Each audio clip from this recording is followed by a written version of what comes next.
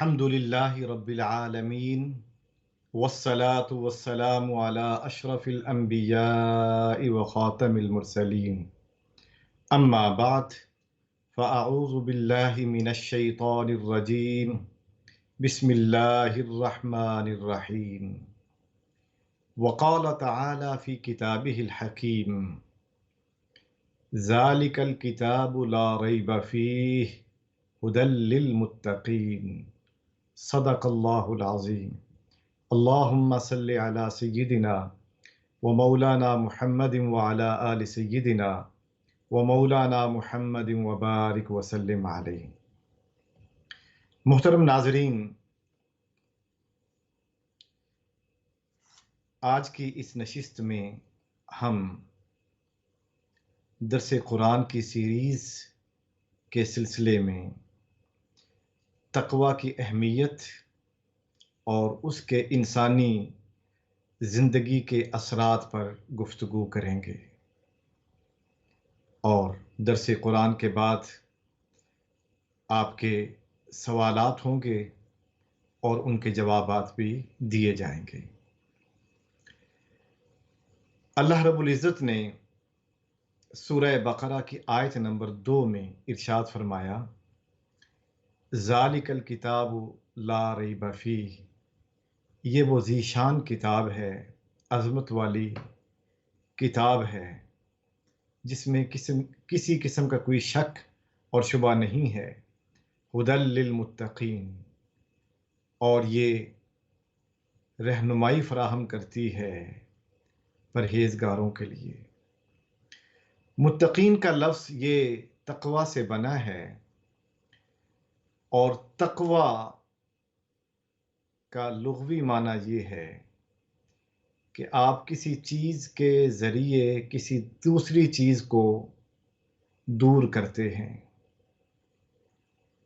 اگر آپ کی زندگی میں آپ کو کسی سے خطرہ ہو تو اس خطرے کو آپ سیکورٹی کے ذریعے سے دور کر دیتے ہیں۔ بیماری کا خطرہ ہو تو دوا کے ذریعے اس کو دور کیا جاتا ہے۔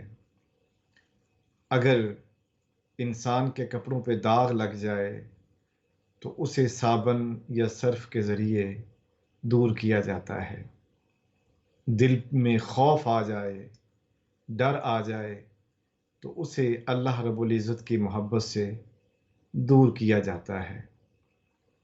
تو اس کا عربی زبان میں معنی یہ ہے، دفع الشیء عن شیء بغیرہ، کسی بھی چیز کو دوسری چیز کے ذریعے دور کیا جائے تو اسے تقوی کہا جاتا ہے۔ تقوی گناہوں سے بچنے کا نام ہے۔ اس لیے امام احمد رحمۃ اللہ تعالی علیہ ارشاد فرماتے ہیں تقوی کی تعریف بیان کرتے ہوئے، التقوی ہی ترک ما تہوی لما تخشی، کہ تقوی اسے کہا جاتا ہے کہ جب آپ کو کسی چیز کا ڈر ہو اور وہ ڈر اس حد تک بڑھ جائے کہ اگر آپ اس کو نہ چھوڑیں تو آپ کی زندگی ڈیمیج ہو سکتی ہے، تو اپنی زندگی کی حفاظت کے لیے اس چیز کا چھوڑنا ضروری ہو جاتا ہے۔ امام فاریابی نے تقوی کی بڑی خوبصورت تعریف کی۔ آپ کہتے ہیں کہ علم القلب بقرب الرب، تقوی یہ دل کے حالات کو جاننے کا نام ہے تاکہ ان حالات کے ذریعے انسان اللہ تعالیٰ کا قرب حاصل کر سکے۔ میں ایک بات یہاں اپنے ناظرین کی سماعتوں کی نظر کرنا چاہوں گا کہ تقوی اور اس سے بننے والے جو کلمات ہیں وہ قرآن مجید میں 240 مرتبہ استعمال ہوئے ہیں۔ گویا کہ قرآن کے 30 پاروں میں 114 صورتوں میں 240 مرتبہ تقوی کا ذکر آیا ہے۔ ویسے تو قرآن مجید میں ایک مرتبہ بھی ذکر آ جائے کسی چیز کا تو وہ اہمیت کا حامل ہے، اور اگر کسی موضوع پر 240 مرتبہ اللہ رب العزت نے انسانیت سے بات کی ہو، اہل ایمان سے بات کی ہو، تو پھر اس کی اہمیت کسی پر پوشیدہ نہیں ہو سکتی۔ اللہ رب العزت نے تقوی کو مختلف معانی میں استعمال کیا ہے۔ تقوی کا پہلا معنی جو ہم عمومی طور پہ کرتے ہیں اور ہمارے اکثر حلقوں میں اس کا معنی ڈر کیا جاتا ہے کہ اس کا معنی ڈر ہے۔ یقیناً قرآن مجید فرقان حمید میں اس معنی میں بھی تقوی کو استعمال کیا گیا ہے۔ اللہ رب العزت کا ارشاد ہے وَاتَّقُوا یَوْمًا تُرْجَعُونَ فِیہِ إِلَى اللَّهِ، ڈرو اس دن سے جس دن تم اللہ کی طرف لوٹائے جاؤ گے۔ یہاں پر تقوی کا معنی ڈر ہے، اور اسی معنی میں اور بھی بہت زیادہ آیات آئی ہیں۔ تقوی کا دوسرا معنی طاعت اور عبادت ہے۔ اللہ رب العزت نے تقوی کو فرما برداری اور عبادت کے معنی میں بھی استعمال کیا ہے۔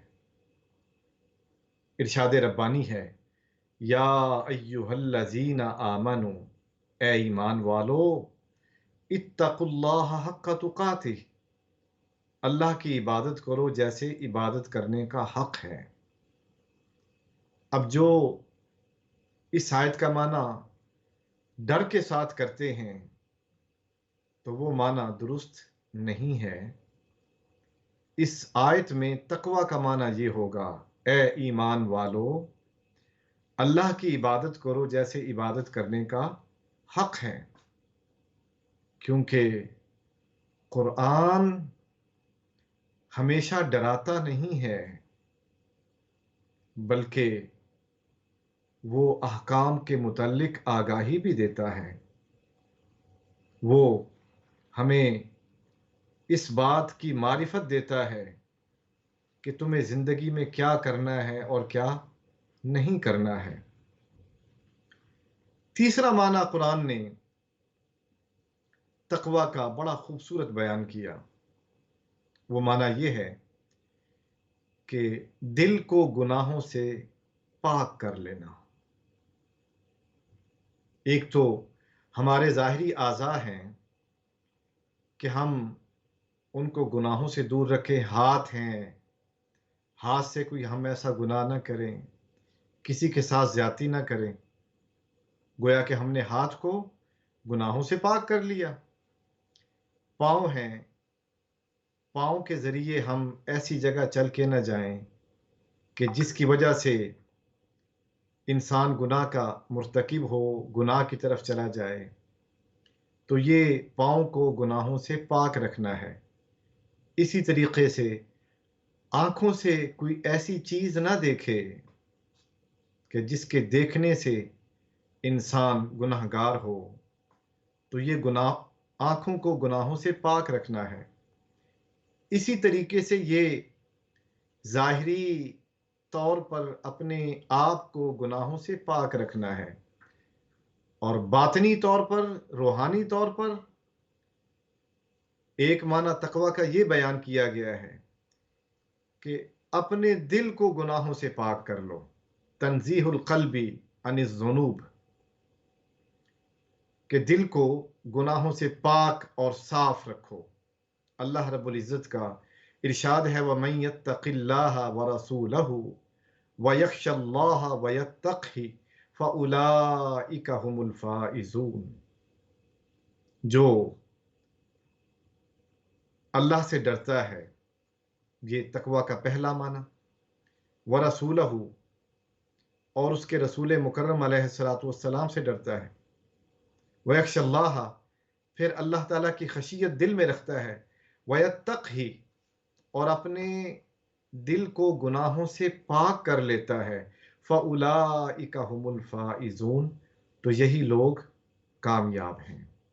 آیت میں 2 مرتبہ تقوی کا ذکر کیا گیا، اور اللہ رب العزت آیت میں 2 مرتبہ ایک لفظ کو ذکر کرے تو دونوں کا ایک معنی نہ ہوگا، دونوں کے الگ الگ معنی ہوں گے، اور ایک ترجمہ یوں بھی کیا جا سکتا ہے کہ جو اللہ اور اس کے رسول سے محبت کرے، کیونکہ آگے یخشا ہے، تو یخشا کا جو متضاد معنی بنتا ہے وہ محبت ہے۔ وَمَن يَتَّقِ اللَّهَ وَرَسُولَهُ، جو اللہ اور اس کے رسول سے محبت کرے، وَيَخْشَ اللَّهَ، اور پھر اللہ سے ڈرے، وَيَتَّقْهِ، اور اپنے دل کو گناہوں سے پاک کر لے، فَأُولَٰئِكَ هُمُ الْفَائِزُونَ، تو یہی لوگ کامیاب ہیں۔ تقوی کا چوتھا معنی یہ توحید ہے، اور اس آیت کو اللہ رب العزت نے سورہ حجرات میں بیان کیا، اور یہ معنی ہمیں اس آیت کے اندر سے ملتا ہے۔ اللہ رب العزت ارشاد فرماتے ہیں، اولئک الذین امتحن اللہ قلوبہم للتقوی، یہی وہ لوگ ہیں جن کے دلوں کو اللہ رب العزت نے توحید کے لیے خالص کر دیا ہے۔ گویا کہ تقوی کا ایک معنی توحید ہے، کہ اپنے دل کو اللہ تعالیٰ کے لیے خاص کر لینا، اسے تقوی کہا جاتا ہے۔ سارے انبیاء اور سارے رسول دنیا میں بھیجے گئے، اور اس کا ایک مقصد تھا، اور وہ مقصد توحید ہے۔ توحید کا پیغام دنیا میں ہر ایک تک پہنچانا، ہر ایک انسان کو توحید کا پیغام سنانا، سمجھانا، اس کے لیول کے مطابق، اس کی ذہنی سطح کے مطابق۔ اس دنیا میں 3 سطح کے لوگ ہوتے ہیں، ایک بہت کند ذہن ہوتے ہیں جن کو بہت سمجھانا پڑتا ہے، پھر کہیں جا کے بات ان کے ذہن میں آتی ہے، انہیں سمجھ آنا شروع ہوتی ہے۔ دوسرے لیول کے لوگ درمیانی سطح کے لوگ ہیں، جن کو بات سمجھائی جاتی ہے اور ایک مثال دے کر بتایا جاتا ہے، انہیں بات سمجھ میں آ جاتی ہے۔ اور تیسرے وہ لوگ جو انتہائی عقل مند اور ذہین و فطین ہوتے ہیں، ان کے لیے اشارہ کافی ہوتا ہے، بات شروع ہوتی ہے، انہیں سمجھ آ جاتی ہے۔ حضور اکرم صلی اللہ علیہ وآلہ وسلم کا واسطہ جس سوسائٹی کے ساتھ تھا، وہ اہل مکہ کی سوسائٹی، بڑے ذہین و فطین لوگ، انہیں ہزاروں اشعار زبانی یاد، حافظہ ان کا قوی، اور ذہین اس قدر کہ آنکھوں کے اشاروں سے بات سمجھ لیتے ہیں۔ اب ان کے سامنے اللہ کے رسول صلی اللہ علیہ وآلہ وسلم نے توحید کا پیغام پہنچایا، اور ان میں جن اہل سعادت اور خوش نصیبوں نے اسلام قبول کیا، توحید کی دعوت کو قبول کر لیا، اللہ رب العزت نے ان کی تعریف اور توصیف میں سورہ حجرات میں یہ ارشاد فرمایا، اولئک الذین امتحن اللہ قلوبہم للتقوی، یہی وہ لوگ ہیں جن کے دلوں کو اللہ رب العزت نے توحید کے لیے خالص کر دیا ہے۔ تقوی کا ایک 5واں معنی بھی ہے، اور وہ معنی ہے اخلاص۔ اللہ رب العزت نے اس معنی کو بھی قرآن کے اندر بیان کیا، فَإِنَّهَا مِن تَقْوَى الْقُلُوبِ وَمَن يُعَظِّمْ شَعَائِرَ اللَّهِ فَإِنَّهَا مِن تَقْوَى الْقُلُوبِ، جو اللہ کی نشانیوں کی تعظیم کرتا ہے، عزت کرتا ہے، تو اسے دل کا اخلاص حاصل ہوتا ہے۔ مثلا ماں باپ اللہ تعالیٰ کی نشانیوں میں سے ایک ہیں، ان کی تعظیم، ان کی فرما برداری اور ان کے ساتھ حسن سلوک، گویا کہ ہم اللہ کی نشانی کی تعظیم کر رہے ہیں۔ اور ماں باپ اللہ کی نشانی کیوں نہ ہو، سورہ اسراء کے اندر اللہ رب العزت نے جہاں اپنی عبادت کا حکم دیا، وہیں پر والدین کی فرما برداری اور اطاعت کا بھی حکم ارشاد فرمایا، وَقَضَىٰ رَبُّكَ أَلَّا تَعْبُدُوا إِلَّا إِيَّاهُ وَبِالْوَالِدَيْنِ إِحْسَانًا، آپ کے رب نے فیصلہ کر دیا کہ تم صرف اسی کی عبادت کرو گے اور والدین کے ساتھ احسان کرو گے۔ آپ خود تصور کیجئے کہ جس چیز کا ذکر اللہ رب العزت نے اپنی عبادت کے ساتھ جوڑ دیا ہے، وہ تو اللہ کی عظیم نشانی ہوئی، اور ہم اس عظیم نشانی کو اگنور کر جاتے ہیں، ہم اس طرف پرواہ نہیں کرتے۔ ہم گھروں میں 30 سال 40 سال اپنے والدین کے ساتھ گزار دیتے ہیں اور ہمیں اس عظیم نعمت کا احساس تک نہیں ہوتا۔ اللہ رب العزت کا ارشاد ہے، جو اللہ کی نشانیوں کی تعظیم کرتا ہے، اللہ کی دیگر عظیم نشانیاں بھی ہیں، جس میں صفا مروہ کی پہاڑیاں ہیں، جس میں طواف ہے، جس میں زمزم ہے اور دیگر نشانیاں ہیں۔ لیکن میں نے اس نشانی کی طرف آپ کی توجہ مبذول کروائی ہے کہ جس کے متعلق ہم عمومی طور پہ بات نہیں کرتے۔ اگر ہم بات بھی کرتے ہیں تو اسے اللہ کی نشانی نہیں سمجھتے۔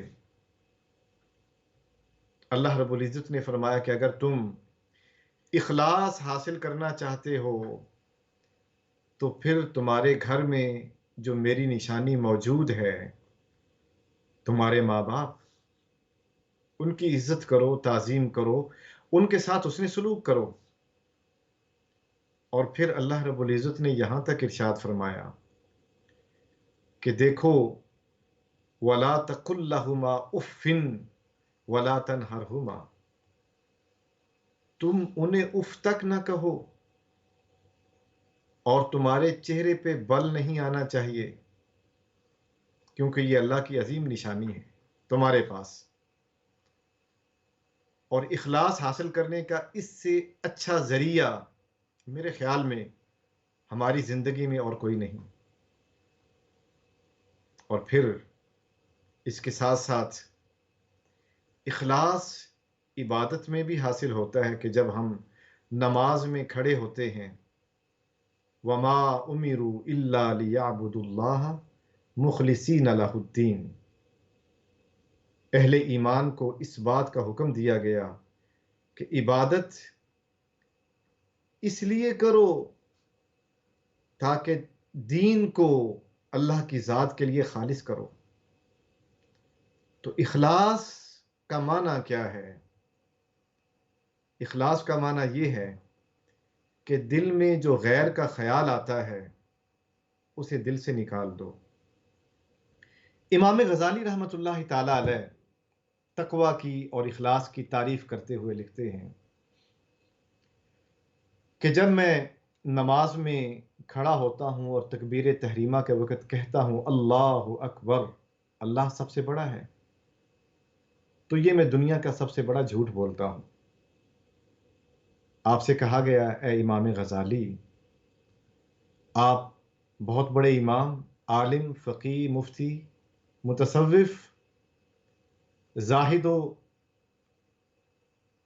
اور ورع کے اعلیٰ مقام پر فائز شخصیت ہیں، آپ نے کیا بات کہہ دی؟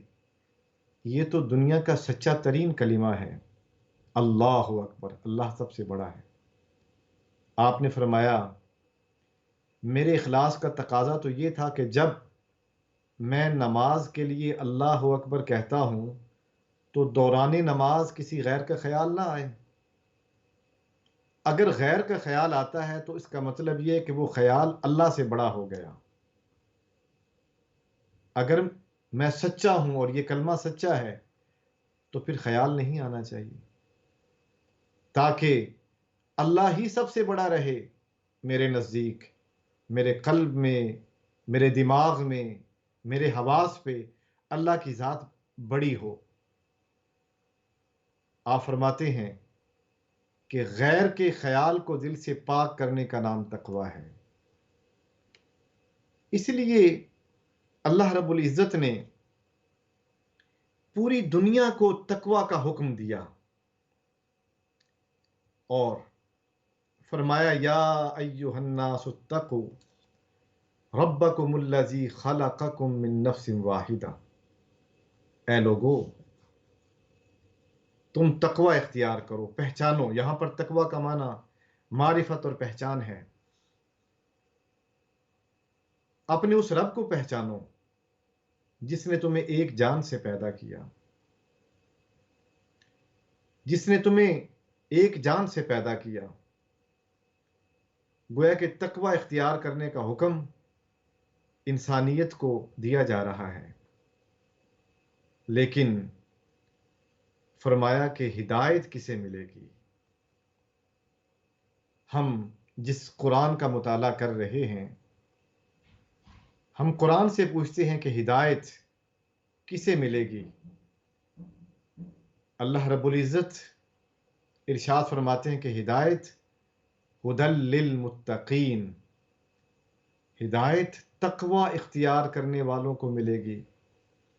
اور تقوی کے جو 5 معنی عرض کیے گئے ہیں، آپ کے سامنے واضح کیے گئے ہیں، جب تک ان کو اپنی شخصیت پہ اتارا نہیں جائے گا، اس کا عکس حاصل نہیں کیا جائے گا، اس وقت تک قرآن کی ہدایت اہل ایمان کو حاصل نہ ہوگی۔ اہل ایمان کو چاہیے کہ وہ اللہ سے محبت بھی کریں، اللہ کی پہچان بھی حاصل کریں، اللہ کا قرب بھی حاصل کریں، دل کو گناہوں سے پاک بھی کریں، اور پھر دل کو خالص بھی کریں اللہ کی ذات کے لیے۔ جب یہ سارے پہلو ایک مومن کی شخصیت میں آ جاتے ہیں تو اس کی شخصیت گلدستہ بن جاتی ہے، پھولوں کا ایک گلدستہ، اور گلدستہ کسی اچھا نہیں لگتا۔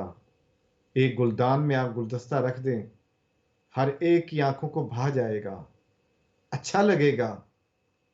تو یہ تقوی مختلف پھولوں کا ایک گلدستہ جب انسانی شخصیت کے جمال کا حصہ بنتا ہے تو پھر اہل ایمان جہاں بھی جاتے ہیں ان کی سیرت اور کردار کی روشنی سے دلوں کی تاریکی ختم ہو جاتی ہے، اس سے امن اور سکون کے پھول کھلتے ہیں، اس سے پیار کی خوشبو پھیلتی ہے۔ اللہ رب العزت ہمیں تقوی کے سارے پہلو اپنی ذات کے اندر اتارنے کی توفیق عطا فرمائے، اور تقوی کے جو اثرات ہیں ہم اپنے دل پہ محسوس کریں۔ جب ہم خود محسوس کریں گے تو اس کے اثرات ہمارے معاشرے کو بھی حاصل ہوں گے، ہمارے گھر والوں کو بھی حاصل ہوں گے۔ اللہ رب العزت ہمیں تقوی کی اہمیت کو سمجھنے کی توفیق عطا فرمائے۔ ناظرین، ایک مختصر سی بریک کے لیے ہم جائیں گے، اور بریک کے بعد ہم پھر آپ کے ساتھ ہوں گے۔ اس وقت تک کے لیے ہمیں آپ اجازت دیں گے۔ آپ کا میزبان ڈاکٹر حافظ محمد منیر الازہری آپ کے ساتھ ہے۔ بریک کے بعد ہم آپ کے سوالوں کو لیں گے اور ان سوالوں کے جوابات دیں گے۔ اللہ رب العزت ہمیں تقوی اور اس کے پہلو کو سمجھنے کی توفیق عطا فرمائے۔ لا الہ الا اللہ محمد رسول اللہ۔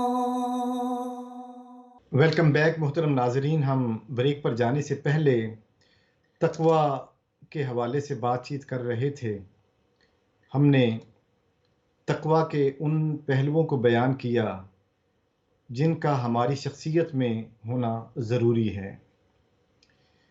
ابھی آپ اپنے سوالات پوچھ سکتے ہیں، اس دوران ہم تقوی کے موضوع کو مزید آگے بڑھانا چاہیں گے کہ تقوی کیسے ہماری زندگی میں اثر انداز ہو سکتا ہے، ہم اپنی زندگی میں کیسے تقوی کو لے کر آئیں تاکہ ہمارا معاشرہ اور ہماری سوسائٹی تقوی کے ساتھ جڑ جائے۔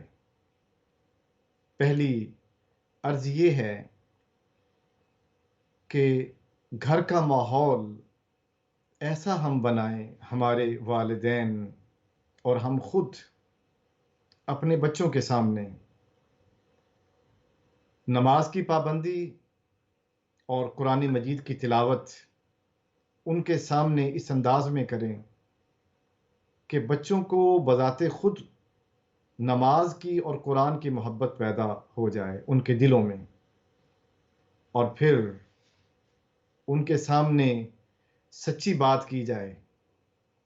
اللہ رب العزت نے قرآن کے اندر یہ بھی ارشاد فرمایا، یا ایہا الذین آمنوا اتقوا اللہ، اے ایمان والو اللہ کا خیال دل میں ہمیشہ رکھو، وقولوا قولا سدیدا، اور بڑی پکی اور پختہ بات کرو۔ گویا کہ پختہ بات کرنے کے لیے، ایتھینٹک بات کرنے کے لیے اللہ کا خیال دل میں رکھنا ضروری ہے۔ قرآن مجید میں جیسا کہ پہلے مینشن بھی کیا، 240 مرتبہ تقوی کا ذکر آیا ہے۔ جس جگہ بھی تقوی کا ذکر آیا، ایک نئے معنی کے ساتھ، ایک نئے پہلو کے ساتھ۔ تو یہاں پر بھی اپنی بات کو پختہ بنانے کے لیے جب تک اللہ کا خیال دل میں نہ ہو، بات پختہ نہیں ہو سکتی۔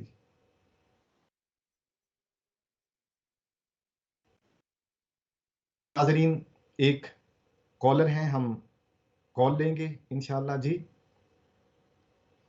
السلام علیکم ورحمۃ اللہ وبرکاتہ۔ میرا نام منظور ہے۔ میں آپ یہ پوچھنا چاہتا ہوں کہ تہجد کا ٹائم کیا ہے؟ تہجد نماز، تہجد عشاء کے نماز کے بعد پڑھ سکتا، اور دوسرا میں ڈسیبلڈ ہوں، وضو بار بار میں نہیں کر سکتا۔ جی، آپ کا سوال نوٹ کر لیا۔ ایک تو آپ نے تہجد کا وقت پوچھا اور دوسرا وضو کے بارے میں آپ کا سوال۔ جی جواب دیتے ہیں انشاءاللہ۔ جی نیکسٹ کال اگر موجود ہے تو۔ جی محترمہ نے جو سوال پوچھا ہے کہ تہجد کا ٹائم کیا ہے اور میرا وضو بار بار ٹوٹ جاتا ہے تو میں کیسے نمازیں ادا کروں، اس سوال کا پہلا جو تہجد کے وقت کے متعلق ہے، اور وہ رات، آدھی رات کے بعد شروع ہو جاتا ہے، اور اس کے لیے سونا ضروری ہے۔ خواہ آپ آدھے گھنٹے کے لیے آرام کریں، 15 منٹ کے لیے آرام کریں، اس کے لیے سونا ضروری ہے۔ تھوڑی دیر سو کر آپ اٹھیں اور اس کے بعد پھر وضو کر کے آپ تہجد کے نوافل 2 بھی ادا کر سکتے ہیں، 4 بھی، 6 بھی، 8 بھی۔ تو یہ سنت ہے کہ 2 سے سنت شروع ہو جاتی ہے، آپ 2 نفل ادا کریں، اور اس میں جو آپ آسانی سے قرآن کی تلاوت کر سکتی ہیں وہ کریں۔ سورہ اخلاص کی تلاوت عمومی طور پہ کی جاتی ہے، اس کے علاوہ جو صورتیں ہیں آپ ان کو پڑھیں جو آسانی سے آپ صورتیں پڑھ سکتے ہیں۔ اور اس سوال کا دوسرا جز یہ ہے کہ وضو قائم نہیں رہتا۔ یہ ایک بڑا اہم سوال ہے کہ ایک آدمی معذور ہے، اس کو پیٹ پھولنے کی بیماری ہے، یا پیشاب کے قطرے آتے ہیں، یا پیٹ کی بیماری ہے کہ بار بار وضو ٹوٹ جاتا ہے۔ تو جو شخص بیمار ہو، معذور ہو، کسی بھی قسم کا عذر اسے لاحق ہو، تو اس کے لیے فقہائے کرام نے یہ بات لکھی ہے کہ وہ وضو کرے۔ مثلا ظہر کا ٹائم ہے تو ظہر کے ٹائم جب شروع ہو جاتا ہے تو اول ٹائم میں شروع ہوتے ہی وہ وضو کر لے۔ اب اس وضو سے ظہر کے پورے ٹائم میں جتنی بھی نمازیں نوافل ادا کرنا چاہتا ہے وہ کر سکتا ہے، لیکن جیسے ہی ظہر کا وقت ختم ہوگا تو اس کی وضو کی ویلیڈیٹی بھی ختم ہو جائے گی۔ اب عصر کی نماز کا وقت آ گیا تو عصر کی نماز کا وقت جیسے ہی شروع ہو تو پھر وہ وضو کر لے۔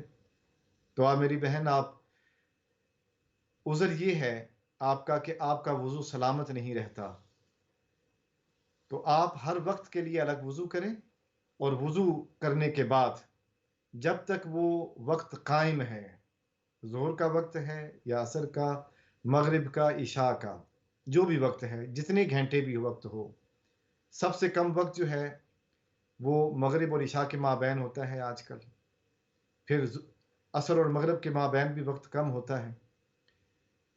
ہر وقت کے لیے الگ وضو ہوگا، اور اس وضو سے آپ جتنی بھی نمازیں پڑھنا چاہیں پڑھ سکتے ہیں۔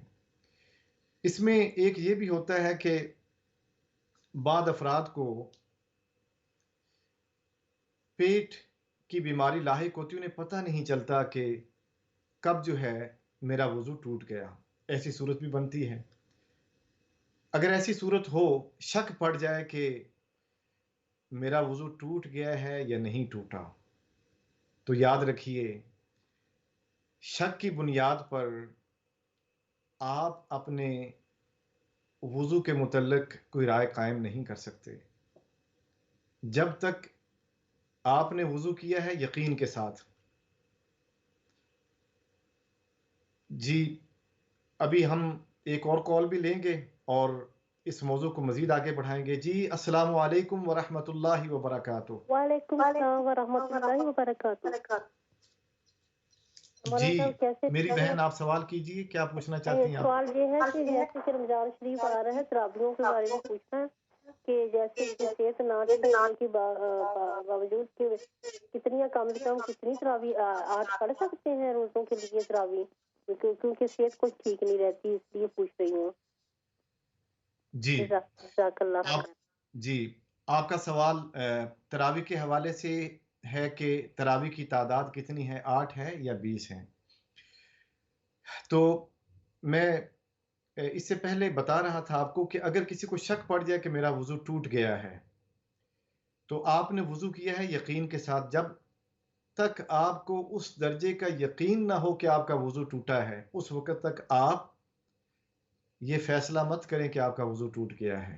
آپ نے جو وضو کیا ہے اس کے مطابق آپ پورا وقت نماز پڑھیں، قرآن مجید پڑھیں، سجدہ تلاوت کریں، جو بھی عبادت وضو کے ساتھ مشروط ہے آپ وہ عبادت کر سکتے ہیں۔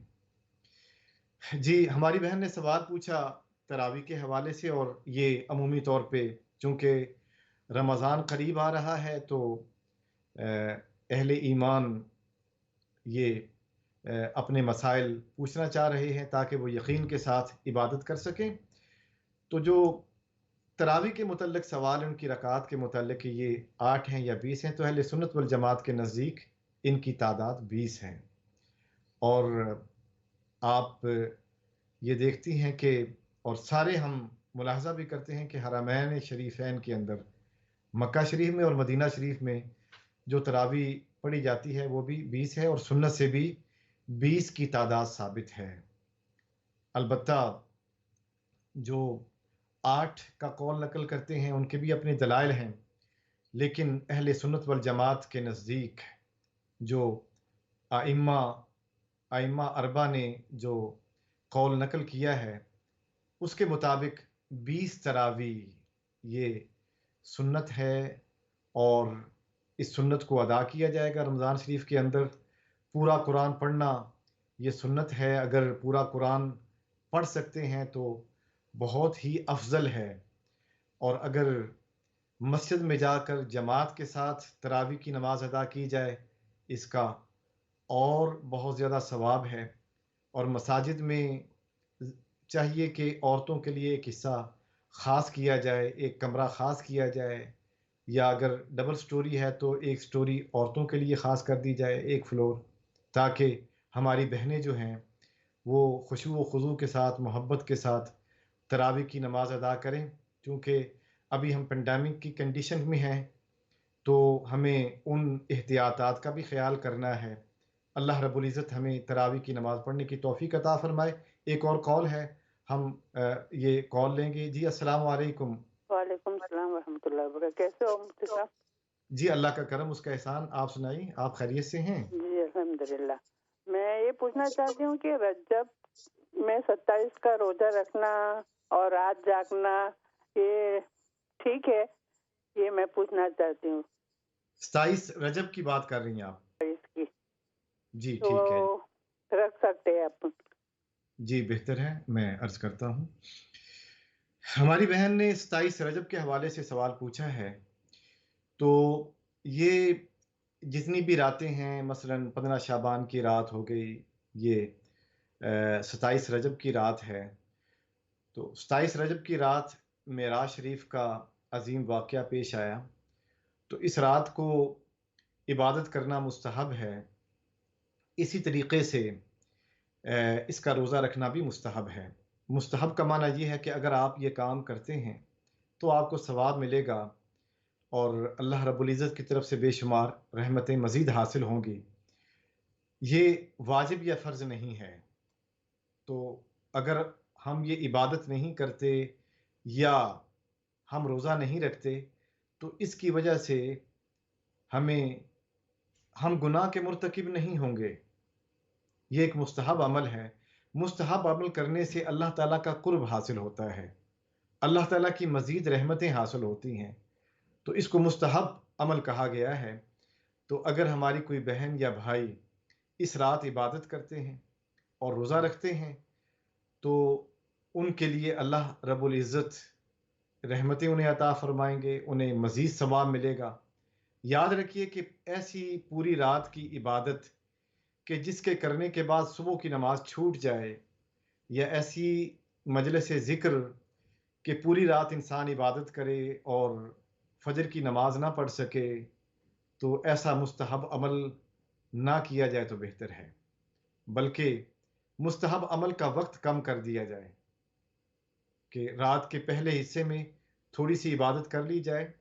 حتیٰ کہ اللہ رب العزت نے اپنے نبی اکرم علیہ الصلاۃ والسلام کو سورہ مزمل کے اندر ارشاد فرمایا، آپ پوری رات جاگ کر عبادت فرمایا کرتے تھے، آپ معصوم ہیں، آپ کو عبادت کی کیا ضرورت، نفلی عبادت کی؟ فرض نمازیں تو آپ ادا فرماتے ہیں، آپ امامت فرماتے ہیں، لیکن نفلی عبادت آپ بہت زیادہ کرتے ہیں، پوری رات جاگتے ہیں۔ اللہ رب العزت نے فرمایا کہ اے نبی مکرم، اے میرے حبیب صلی اللہ علیہ وآلہ وسلم، آپ پوری رات جاگ کر عبادت کرتے ہیں، آپ کے پاؤں میں ورم آ گئے ہیں، آپ کے پاؤں سوج گئے ہیں۔ یا ایھا المزمل قم اللیل الا قلیلا، اے کالی چادر اوڑھنے والے رسول صلی اللہ علیہ وسلم، آپ رات کا کم حصہ جاگا کریں۔ حالانکہ آپ جاگتے اس لیے تھے تاکہ امت کو تعلیم دے سکیں میں نبی ہو کر عبادت کرتا ہوں اور نفلی عبادت میں محنت کرتا ہوں، تو امت بھی اور زیادہ محنت کرے۔ گویا کہ محنت کا درس دیا، اللہ کی عبادت کا درس دیا کہ اس کے بغیر اللہ کا قرب حاصل نہیں ہوتا۔ لیکن اللہ رب العزت نے آپ کو بھی یہ حکم ارشاد فرمایا کہ آپ رات کا کم حصہ جاگا کریں۔ اس سے یہ ثابت ہوا کہ رات کا کم حصہ جاگنا تاکہ انسان نیند لے لے، نیند لینے کے بعد جو فرض نماز ہے اس کو ادا کرے، اور فرض نماز کے چھوڑنے سے گناہ لازم آتا ہے، مستحب کے چھوڑنے سے کوئی گناہ لازم نہیں آتا، چونکہ فرض نماز یہ ایسے ہی ہے کہ جیسے ہم کھانا کھاتے ہیں، اگر ہم کھانا نہ کھائیں تو ہمارا جسم کمزور ہو جاتا ہے اور پھر ہم بیمار پڑ جاتے ہیں، گویا کہ ہم خود اپنے جسم کے گناہ گار ہو گئے، جسم اللہ کی امانت ہے، ہم نے امانت میں خیانت کر دی۔ اسی طریقے سے نماز بھی اللہ کی امانت ہے اور اس کو وقت پر ادا کرنا یہ فرض ہے۔ اللہ رب العزت ہمیں ہر فرض نماز کو اس کے اوقات میں ادا کرنے کی توفیق عطا فرمائے، اور جو مستحبات ہیں ان کو اس درجہ میں رکھ کر ادا کرنے کی توفیق عطا فرمائے۔ وہ قومیں ہی ترقی کرتی ہیں جو ہر چیز کو اس کا درجہ دیتی ہیں، مستحب کو مستحب کا درجہ دیا جائے اور فرض کو فرض کا درجہ دیا جائے، تو پھر قومیں اپنی اوقات کی پابند ہو کر ترقی بھی کرتی ہیں، اپنے اوقات کو مینج بھی کرتی ہیں، اور جب ایک فرد اپنے وقت کو مینج کر لیتا ہے تو زندگی میں بڑے سے بڑا کام کر لیتا ہے۔ ہمارے ہاں یہ بھی ہوتا ہے کہ پوری رات کی عبادت تو کر لی، عین جب صبح کا وقت آیا تو نیند آ گئی، جی میں تو پوری رات عبادت کرتا رہا یا کرتی رہی، تو اب صبح کی نماز چھوٹ گئی۔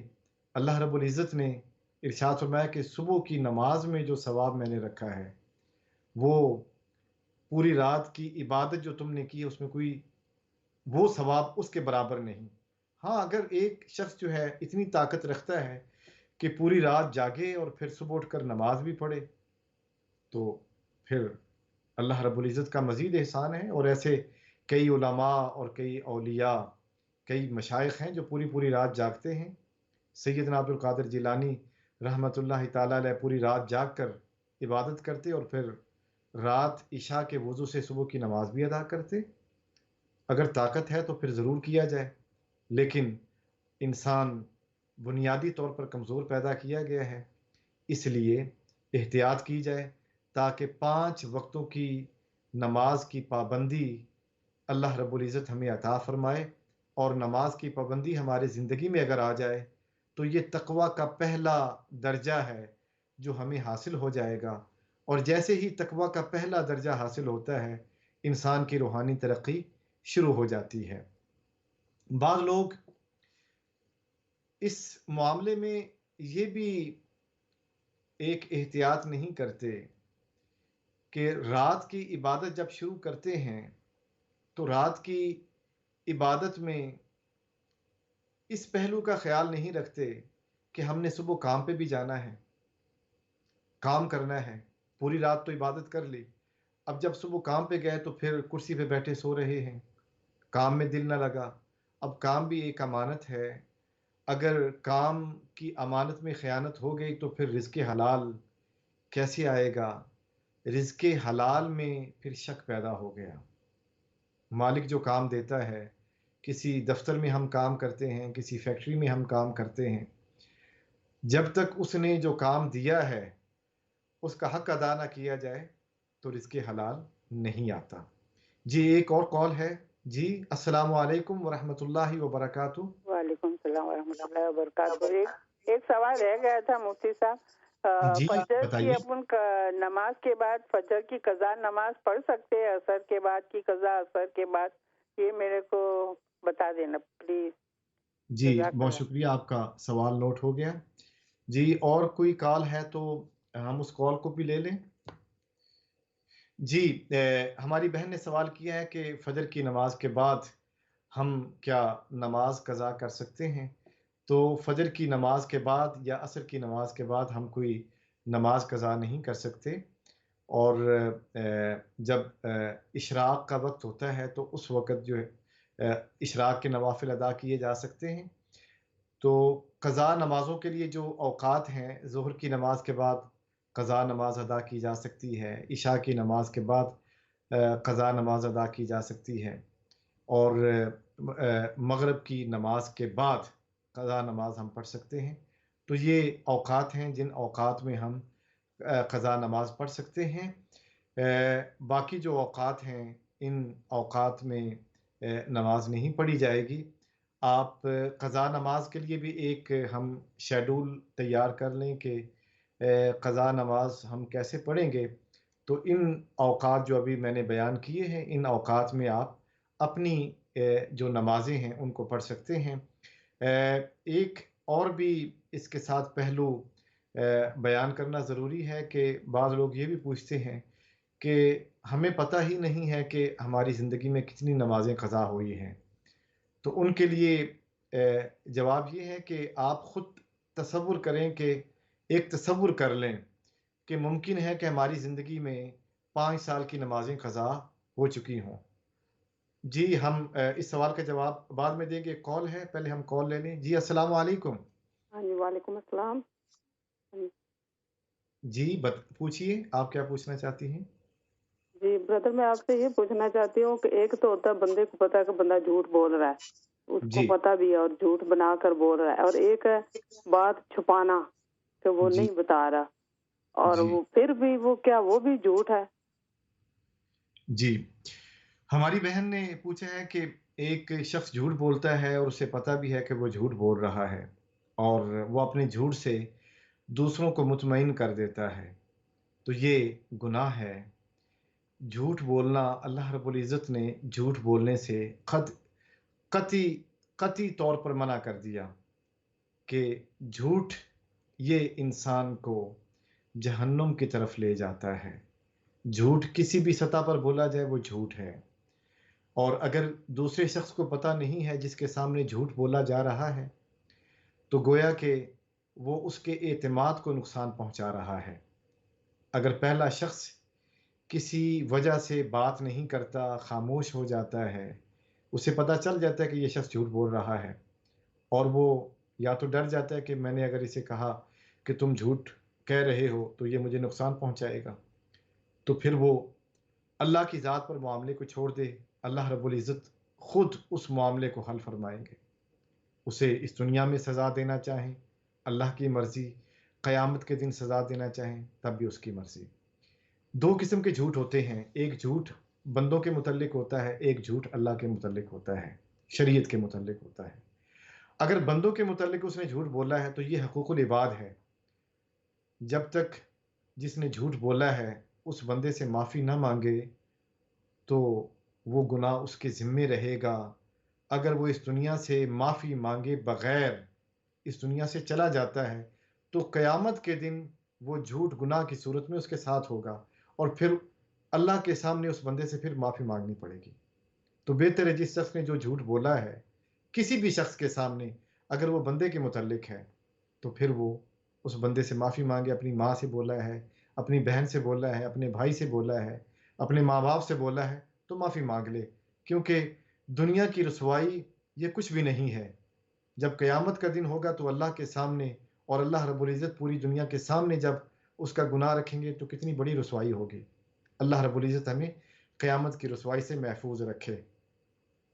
اور اگر جھوٹ اللہ کی ذات کے متعلق ہے تو پھر اس کا معاملہ اللہ کے ساتھ ہے، اور اگر وہ دنیا میں اللہ سے معافی مانگ لے کہ یا اللہ میں نے جھوٹ بولا اور اس کا تعلق تیری ذات کے ساتھ تھا، تو مجھے معاف فرما دے، اللہ چاہے تو اسے معاف کرے، چاہے تو اسے معاف نہ کرے.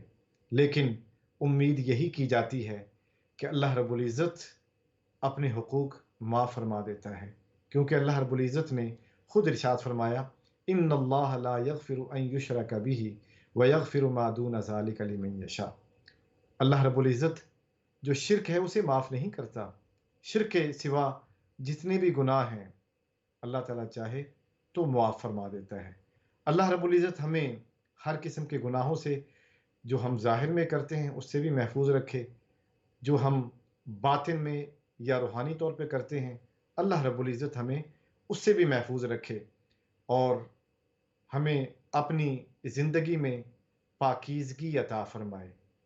اللہ رب العزت ہمیں تقوی کو اختیار کرنے کی توفیق عطا فرمائے، ہمیں اپنی محبت، اپنا ڈر اور توحید کی معرفت دل میں اخلاص عطا فرمائے، تاکہ ہماری سیرت اور کردار ایک چمکتا ہوا آئینہ ہو کہ جس میں جو بھی اپنا چہرہ دیکھے وہ سنور جائے، اور ایسی روشنی ہم لے کر بڑھیں کہ جس سے محبت اور پیار کی خوشبو پھیلتی چلی جائے۔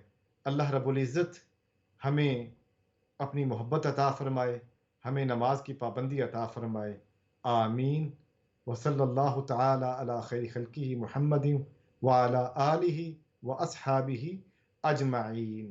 لا إله إلا الله محمد رسول